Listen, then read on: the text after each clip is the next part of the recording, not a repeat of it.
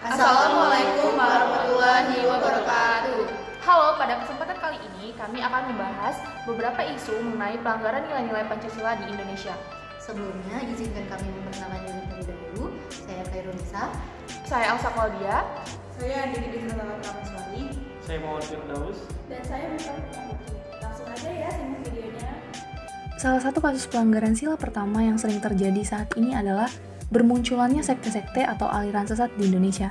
Salah satu kasus yang cukup menarik perhatian banyak orang yaitu kasus kerajaan ubur-ubur pada tahun 2018. Komunitas ini didirikan oleh sepasang suami istri yang mengaku sebagai titisan dari Nyi Roro Kidul dan berusaha untuk menyebarkan ajaran tersebut dengan mencari banyak pengikut.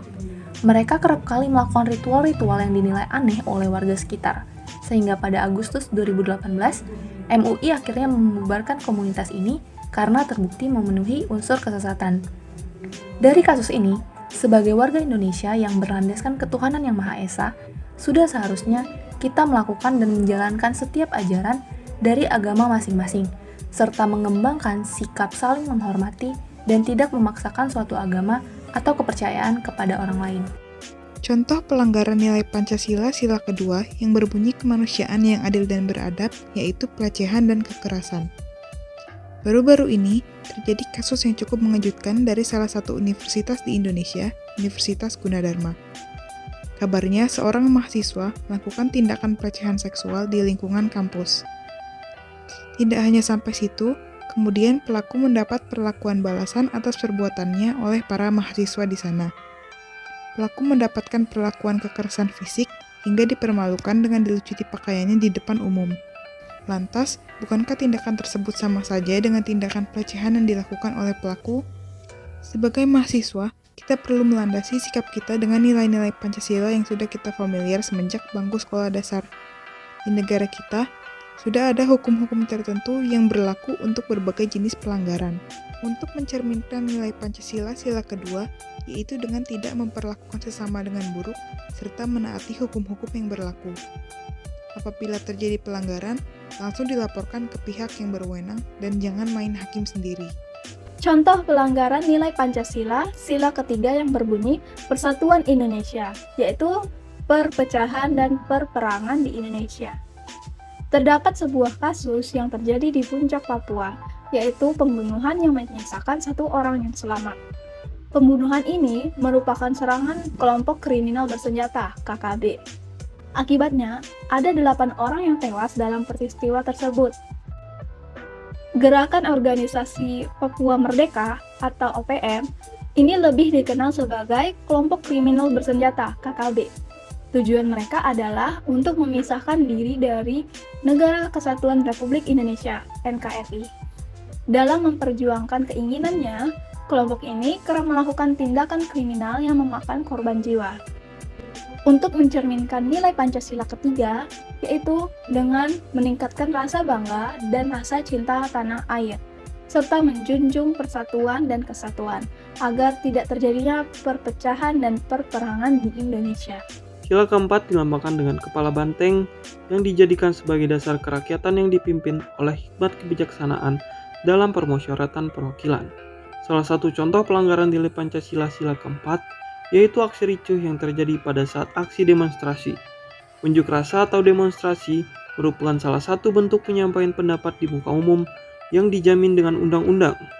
Salah satu ketentuan yang mengatur demonstrasi adalah Undang-Undang Nomor 9 Tahun 1998.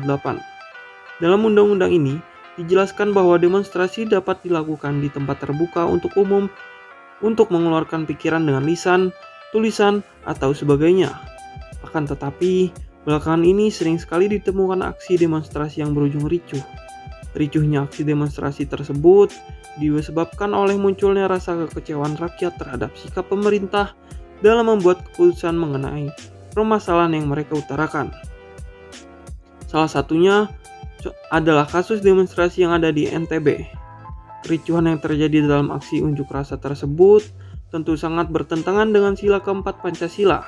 Hal ini dapat terjadi karena tujuan utama dari adanya demonstrasi adalah untuk berdiskusi hingga mencapai kata mufakat. Oleh sebab itu, kita sebagai mahasiswa perlu melandasi sikap kita dengan nilai-nilai yang tertanam dalam Pancasila dan mengamalkannya dalam kehidupan sehari-hari.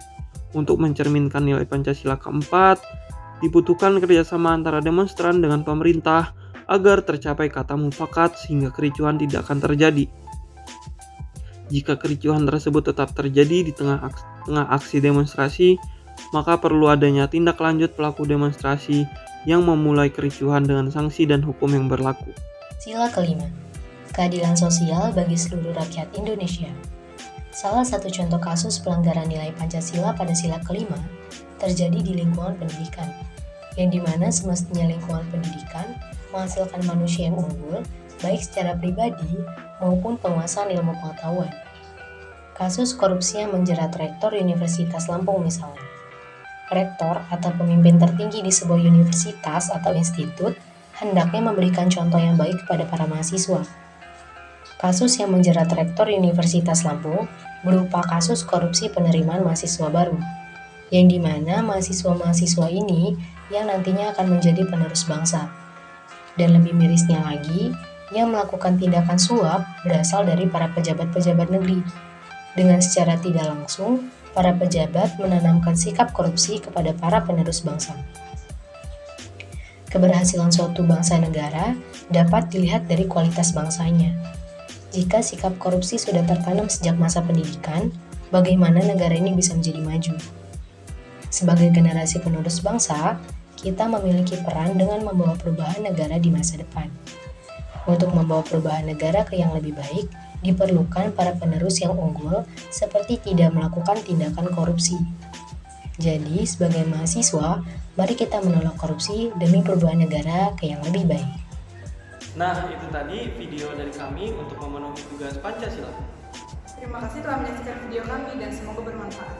Wassalamualaikum warahmatullahi wabarakatuh.